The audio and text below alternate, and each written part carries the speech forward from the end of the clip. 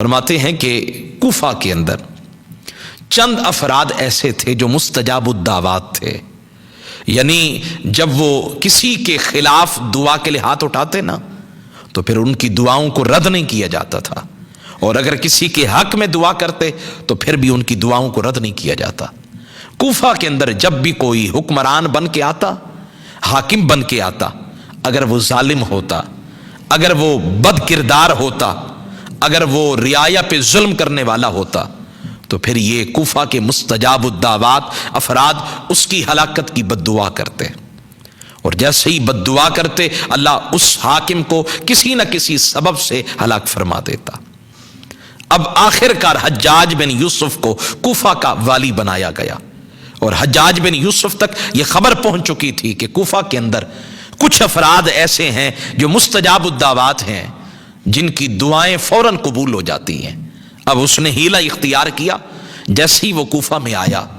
تو وہ افراد جو مستجاب الدعوات تھے نا انہیں دعوت پہ بلایا، دسترخوان لگایا گیا، کھانا چنا گیا،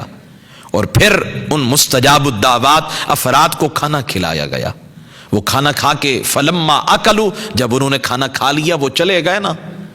تو حجاج بن یوسف اپنے خدام سے کہنے لگا اب مجھے ان کی بد دعا کا ڈر نہیں ہے۔ انہوں نے کہا حضرت وہ کیسے آپ کو ڈر نہیں ہے؟ تو حجاج بن یوسف نے جواب دیا، کہا کیونکہ میں نے جو انہیں کھانا کھلایا ہے نا یہ حرام کا تھا، یعنی یہ حلال کا کھانا نہیں تھا، حرام کا کھانا تھا، اور میں جانتا ہوں کہ جب پیٹ میں حرام چلا جائے نا تو پھر دعائیں قبول نہیں ہوتی ہیں، تو میں نے ان کے پیٹ کے اندر حرام کو داخل کر دیا ہے۔ اب یہ میرے خلاف بد دعا کرتے رہیں، ایڑی چوٹی کا زور لگا لیں، لیکن ان کی بد دعا مجھے نقصان نہیں پہنچائے گی۔ سبق کیا ملا کہ ہماری دعائیں کیوں قبول نہیں ہوتی؟ ادھر کہتے ہیں ہماری دعائیں کیوں قبول نہیں ہوتی، اور ادھر ہمارے پیٹ میں حرام کا لقمہ، ہمارے خون کے اندر حرام کی آمیزش، سر سے لے کر پاؤں تک لباس پہنا ہے وہ بھی حرام کا، ہم جس گاڑی پہ سفر کر رہے ہیں وہ بھی حرام کی آمدنی کے ذریعے، جس گھر میں رہ رہے ہیں وہ بھی حرام کی آمدنی کا، اور ہمارے بچے جو کھا رہے ہیں وہ بھی حرام کی آمدنی۔